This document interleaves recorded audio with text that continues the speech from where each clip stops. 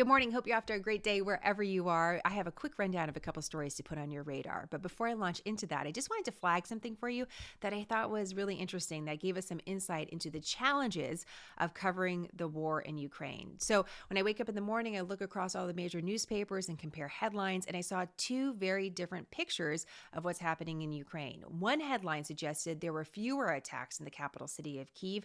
The other headline suggested there were actually more. These are two major newspapers, the Wall Street Journal and the New York Times. And the reality is that both headlines could actually be accurate from one moment to the next because it's moving so quickly. The story is developing so quickly.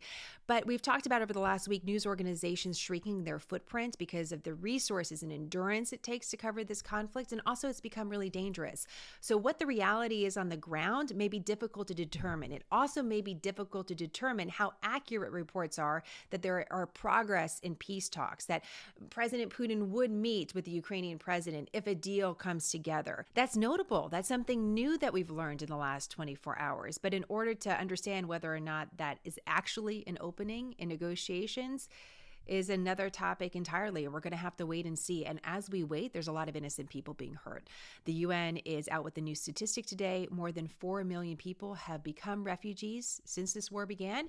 And that number is growing. In the meantime, the Russian foreign minister is actually not in Russia. He's in China and participating in a series of meetings with China, Pakistan, Iran over Afghanistan. We do have an American representative there on the sidelines for sort of like a separate meeting on this topic, but notable that this is taking place now. Speaking of China, the Associated Press has this fascinating investigative report about how China is attempting to influence you. So imagine for a moment in the movies, you see leaflets being thrown from airplanes trying to influence the people on the ground with a certain message. Well, imagine that happening online every single day. The proliferation of information coming at you that you may not even realize is actually sponsored and paid for by the Chinese government. So a comment about how dirty an American city street is, for example, sounds like someone's opinion.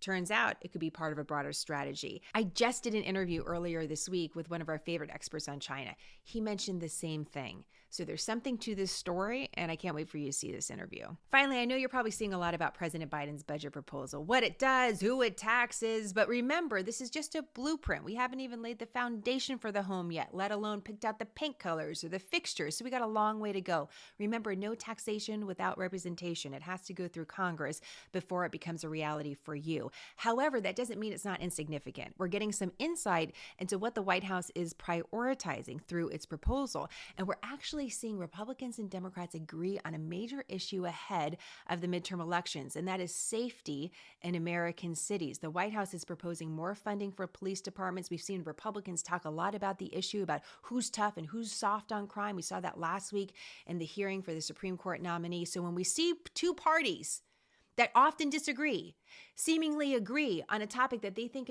is important, I want to flag it for you. So we got a long way to go before the midterm elections, but this is an issue to watch. Before I go, for all of you making summer plans, the state of Florida and 20 other states is suing the federal government over its mask mandate on public transportation. So whether or not you have to wear a mask on an airplane, but we expect an update on the government's policy mid-April.